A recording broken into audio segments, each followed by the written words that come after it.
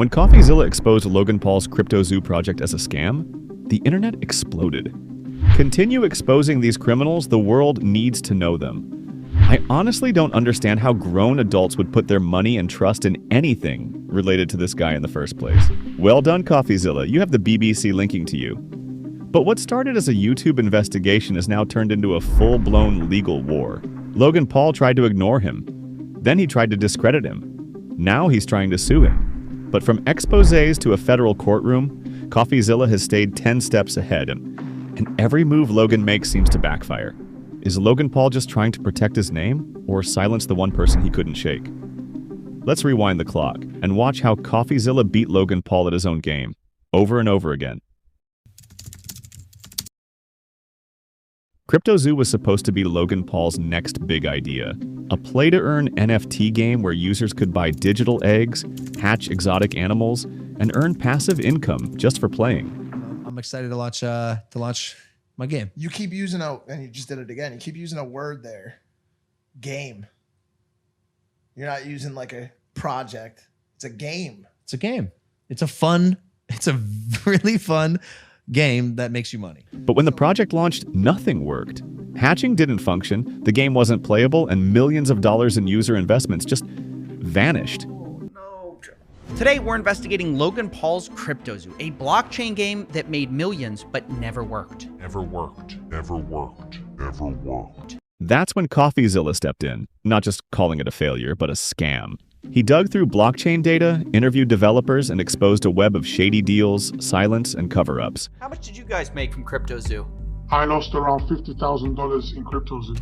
I lost $40,000. And I lost around $15,000 US.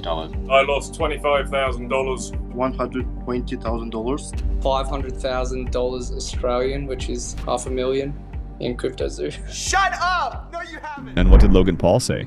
Nothing. For weeks, he stayed silent, maybe hoping it would all blow over. But it was already too late. The damage was done, and Coffeezilla was just getting started. By the time Coffeezilla dropped his second video, the scandal wasn't just about Logan Paul's broken promises anymore, it was about broken lives. I think that is inhumane the way that that side of it's been marketed. And I will actually use that right to tell him this story again, show him this video in front of me, and see how he reacts when he sees that my family, my whole family and my kid are affected with this situation. People had poured hundreds of thousands into CryptoZoo, their life savings. Investors lost millions trying to support a project they believed in. This was no longer some fun game gone wrong. It was financial devastation at the hands of influencers. And still, Logan Paul said almost nothing. In a brief statement, he vaguely promised to make things right without admitting fault or offering real solutions. No refunds, no fixes, just silence and then defiance. Again, retroactively working to make these projects right, and that just takes time, bro. It just takes time. Development takes time. Working backwards to fix things, which isn't ideal, but also this project will speak for itself. And now, we're working backwards to try to fix it. But Coffeezilla wasn't done. He went deeper, uncovering leaked DMs, text messages, and inside conversations from CryptoZoo's own team. What they revealed was chaos behind the scenes, deception, dysfunction, and developers left in the dark. The story was unraveling, and Logan's credibility was disintegrating by the day. So what did he do? He doubled down. Logan released a fiery, now-deleted response video. He called Coffeezilla a clout chaser, a criminal, and even threatened legal action, claiming he had been defamed. Coffeezilla. I watched your 3-part series called Investigating Logan Paul's Biggest Scam, and like many on this platform, you have successfully used my name for views and money. While your work used to be impartial, your addiction to clicks has clouded your judgment, and you've made very real errors with very real repercussions. Coffee, you took a shot at my reputation, so in this video today, I'm going to be defending myself with facts, something that you have gotten in the habit of twisting as you continue to morph from an investigator to a gossip channel. You see, Coffeezilla tried to work with law enforcement in the past, but his work was described as not anchored to truth and often speculative. He is a lopsided journalist with an agenda, and he's nothing more than the Keemstar of crypto and finance. But as opposed to just telling you, I'm going to show you some of the core discrepancies that I caught in Coffeezilla's investigation. With public opinion turning, Logan deleted the video, but the damage was already done. And the deeper Coffeezilla went, the more dangerous the truth became. Faced with mounting pressure, Logan changed his tone. In a follow-up video, this time posted quietly on his second channel, not his main one, Logan apologized. He said he had called Coffeezilla personally. More importantly, he promised to refund affected investors.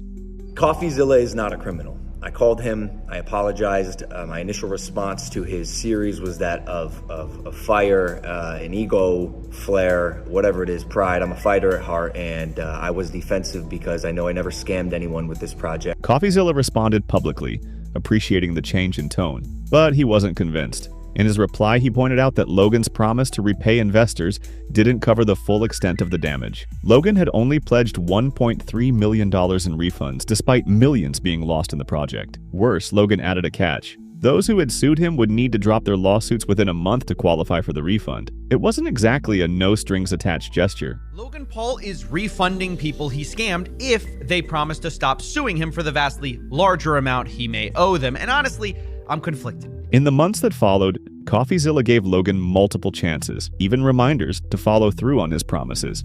But as of now, no refunds have been made. The apology, it seems, was where Logan's accountability started and ended. Since public backlash had failed to silence Coffeezilla, the apology failed too. Logan Paul took a new route, the courtroom. He went through with his initial threats of suing Coffeezilla. In mid-2024, Logan officially filed a defamation lawsuit, accusing Coffeezilla of crossing the line between commentary and character assassination. The lawsuit claims Coffeezilla's videos falsely painted Logan as a con man, and that words like fraud, scam, and deception weren't just opinions, they were attacks. Part 6 is the more he says, and the more he continues to spread this misinformation that this was any sort of con or scam, the more I have for the lawsuit that I am filing. But here's the catch. Coffeezilla never claimed Logan committed a crime. He exposed inconsistencies, leaked messages, and insider confessions, then asked tough questions. In his own response, Coffeezilla stood his ground, saying everything in his videos was backed by documented evidence, publicly available facts, and first-hand testimony from the people who were directly involved. This lawsuit is not about Logan Paul getting defamed. Instead, this is about him trying to dodge accountability, victims, and blame anyone but himself for his problems, especially me. What Logan may not have expected was this. Suing Coffeezilla didn't clear his name. It only reignited the controversy. But the most damaging blow to Logan's case hadn't even come yet.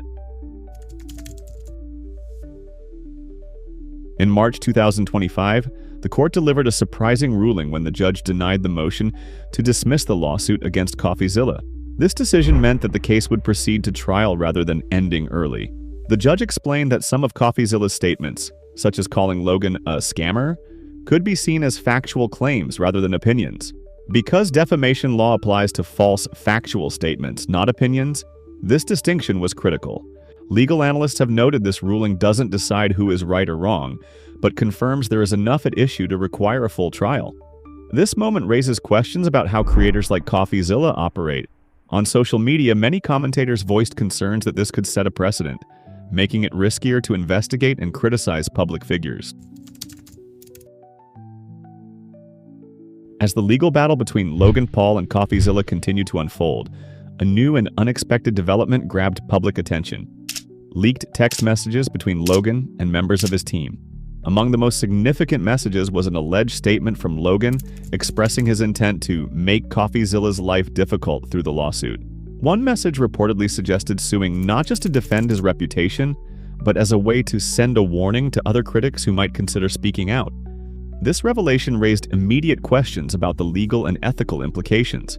If a lawsuit's primary goal is to intimidate or silence critics, rather than to seek justice for genuine harm, it could be seen as an abuse of the legal system. Such a motive may even weaken Logan's position in court, as attorneys and judges carefully consider intent.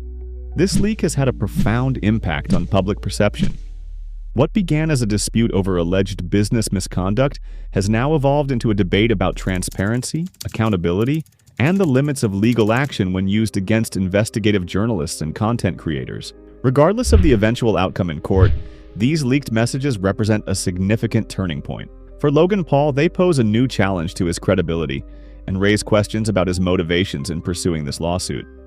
As things stand, Coffeezilla's position remains strong. His commitment to evidence-based reporting and careful documentation has earned him widespread support from the online community.